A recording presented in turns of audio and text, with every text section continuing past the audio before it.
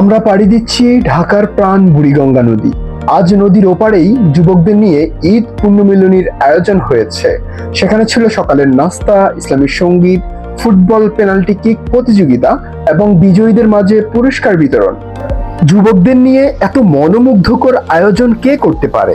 হ্যাঁ, আয়োজনটি করেছে বাংলাদেশ জামায়াত ইসলামীর আদাবর যুব বিভাগ। সেখানে অংশ নিয়েছে শতাধিক তরুণ যুবকেরা। প্রথমে সকালের নাস্তা পরিবেশিত হয়, এরপর শুরু হয় রোমাঞ্চকর পেনাল্টি কিক। শতাধিক অংশগ্রহণকারীদের মধ্যে প্রথম, দ্বিতীয়, তৃতীয় এবং মোট 6 জন প্রতিযোগীকে পুরস্কৃত করা হয়েছে। পুরস্কার বিতরণী অনুষ্ঠানে যুবকদের আত্ম উন্নয়ন, মাদকমুক্ত জীবন এবং একটি সুন্দর ক্যারিয়ার গঠনের পরামর্শমূলক আলোচনা করেছেন বাংলাদেশ জামায়াতে ইসলামীর আদাবর থানা আমির আল আমিন সবুজ। আরও উপস্থিত ছিলেন আদাবর যুব বিভাগ সভাপতি আবির হোসাইন, সেক্রেটারি ওমর ফারুক। উপস্থিত ছিলেন আদাবর ইয়াংস্টার ক্লাবের সহকারী পরিচালক অ্যাডভোকেট আসিফ জুনাইদ।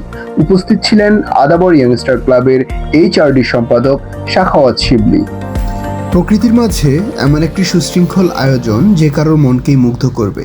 তাই আমরা বলবো, চলো একসাথে ঘুরি বাংলাদেশ।